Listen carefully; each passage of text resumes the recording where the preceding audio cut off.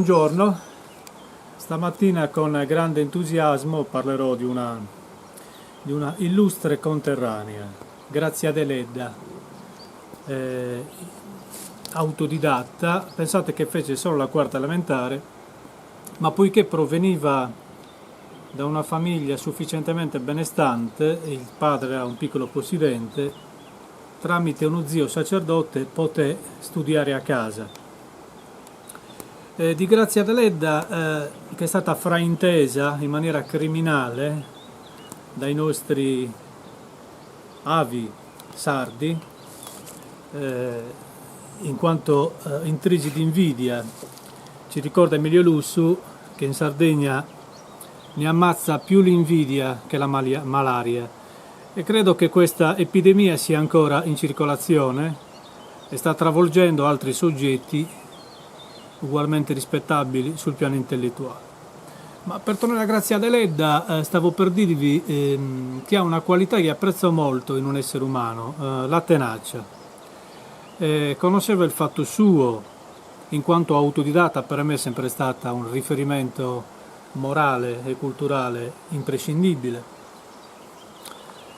Sin da bambina praticamente aveva le idee chiare su ciò che voleva fare, su ciò che avrebbe fatto, ed è stata anche incredibilmente profetica in barba ai suoi numerosi detrattori. Oggi citiamo Grazia Deledda come un distintivo, no? Come una sorta di patente di normalità, un po' per giustificare la nostra coscienza sporca. Ma tutto questo è avvenuto grazie alla gloria, per la quale lei era preveggente. Lei sapeva già che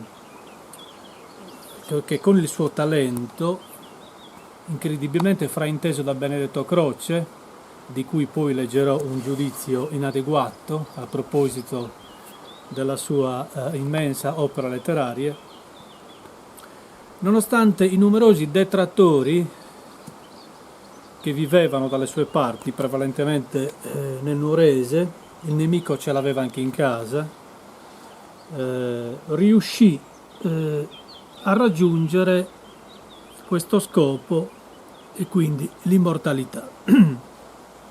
Tra poco vi racconterò altri aspetti della sua vita straordinaria.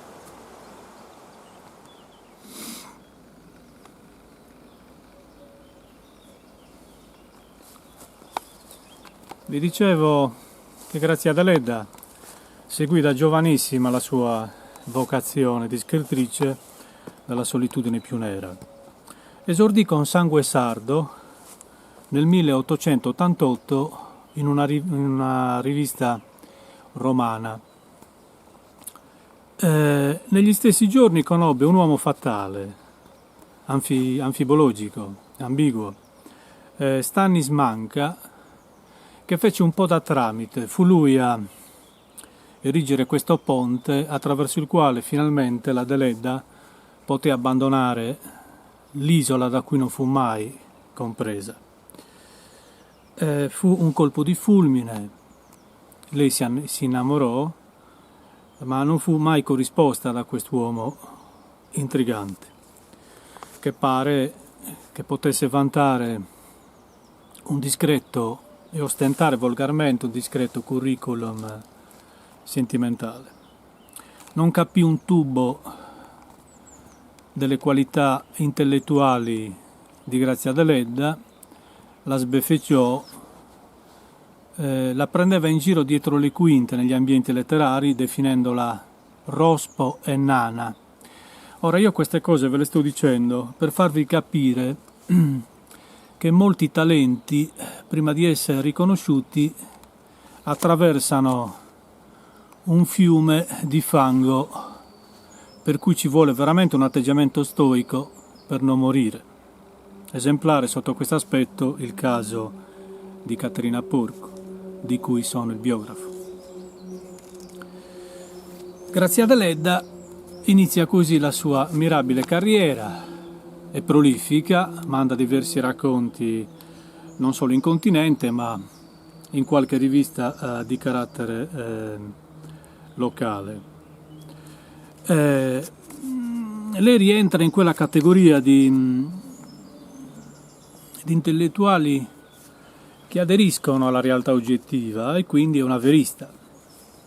I suoi soggetti provengono dal suo ambiente, da un ambiente terreo, dove è molto forte la presenza in quei tempi, siamo nel primo Novecento, della civiltà contadina. Non è figlia unica Grazia Deledda, ha delle sorelle, dei fratelli, due fratelli particolarmente diversi caratterialmente. C'è Andrea, turbolento, alcolista, che farà sudare Sette Camicie e i genitori apprensivi per questa inclinazione autolesionistica.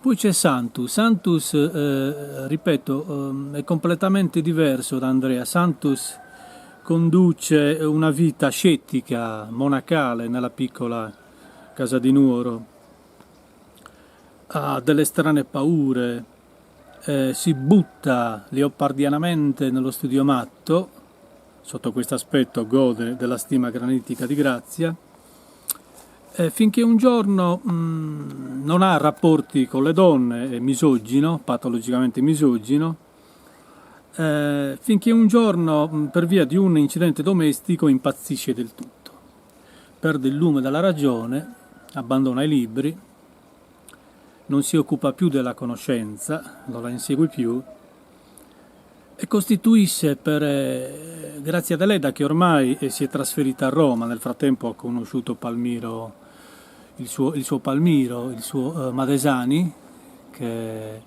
col quale si sposerà. Quindi per via di questo amore, per via di ragioni di carattere intellettuale, perde un po' di vista le vicissitudini familiari. Nel frattempo muore il padre Antonio, lei continua a produrre, produce Cane al vento, lascia un'opera incompiuta poco prima di morire, Cosima, un'opera di carattere autobiografico, e si avvicina così, poiché il tempo corre rapidamente, verso il periodo in cui riceverà il premio Nobel. A tale proposito lascio la parola all'amica Cecilia Secchi, che sta collaborando con noi da qualche tempo, la quale gentilmente ci leggerà le motivazioni per le quali Grazia Deledda nel lontano 1926 prese il premio Nobel. La parola a Cecilia. Buonasera a tutti. Oggi 10 dicembre 1926, Stoccolma. I membri dell'Accademia svedese hanno deciso di assegnare il Nobel per la letteratura 1926 alla scrittrice italiana Grazia Deledda, nata a Nuoro il 27 settembre 1871. Queste sono le motivazioni del premio. Per la sua potenza di scrittrice, sostenuta da un alto ideale che ritrae in forme plastiche la vita quale è nella sua appartata isola natale e che con profondità e con calore tratta problemi di generale interesse umano. Grazie. Non sembra vero! Oh, mi sto sentendo male! Che bello! Viva Grazia! Viva Grazia! Ecco, basta. Allora, ringrazio Cecilia per il suo intervento, per il suo prezioso contributo, la ritroveremo ancora nei prossimi video. Vi dicevo un attimo fa che vi avrei letto un giudizio bestiale di Benedetto Croce. Benedetto Croce spesso viene citato come una sorta di distintivo incorruttibile, no? Come una sorta di semidio. Conformisticamente De André l'ha sempre, come dire, citato con grande emozione, come una sorta di Cristo in terra. Io penso che questo, mi diceva Ignazio Dialogu, quando ne parlavo un giorno durante un convegno, per fortuna il Croce è morto. Entrambi ci siamo legati al dito questo atteggiamento pregiudiziale, cattivo, che il Croce ha sempre avuto innanzitutto verso la categoria degli autodidatti, verso i quali Giovanni Papini invece ha sempre speso parole di comprensione e intelligenza. Benedetto Croce no. Ora io vi leggo questa castroneria, ripeto, di Benedetto Croce, che anche un bambino respingerebbe al mittente, relativa appunto all'intellettualità di Grazia Deledda.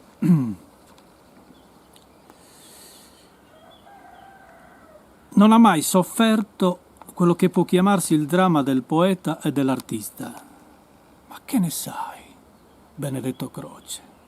Ma che ne sai? A parte il fatto che l'intellettuale in quanto tale, anche per dignità professionale, è inevitabilmente fornito di empatia. Cioè è impossibile, io non conosco nessun intellettuale, dal più eccellente al più mediocre, che non abbia le antenne dell'empatia. L'empatia è quella qualità che ti spinge, no, a calarti nello stato d'animo del tuo interlocutore. Prima castroneria. Che consiste banalmente in un certo modo energico di sentire il mondo. Ed ecco perché la critica ha avuto poco da fare intorno a lei. E insieme ecco perché l'autrice ha potuto continuare tranquillamente, senza stancarsi. Come fai a sapere se la donna era vigorosa o stanca? Non lo so. Nel suo lavoro di combinare e ricombinare i casi, i personaggi e le scene che le sono consuete e tesserne romanzi che non sarebbe agevole differenziare tra loro nel loro merito artistico, eccetera, eccetera. Quindi, siccome Croce ha la palla magica, sa a che ora la Deledda prende il caffè, sa che suo padre si chiama Antonio e corbellerie simili. Veramente meglio di lui, ha detto Attilio, il suo collega Attilio Momigliano, vediamo se non... Ecco, Momigliano, sotto questo aspetto esemplare,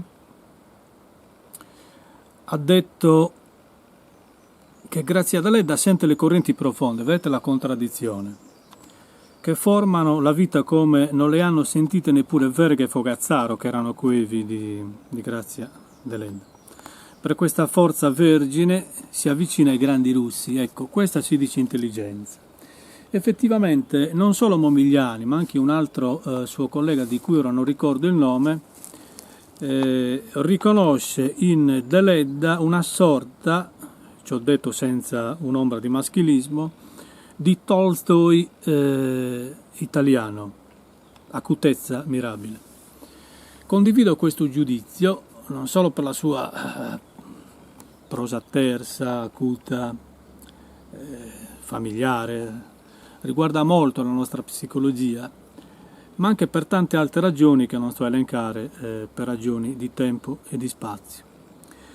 Insomma, attraverso questa sintesi saggistica ho voluto ricordare una grande artista che mi sta molto al cuore, intanto perché proviene dalla mia parrocchia, era un autodidatta e ci ricorda Giovanni Papini che sono soprattutto gli autodidatti, no? Gli studenti autonomi, liberi, sbeffeggiati dai cosiddetti colti per ragioni bieche, a produrre e quindi a costruire con tenacia, pazienza ed eroismo la storia della letteratura mondiale. A presto per altri viaggi nel tempo.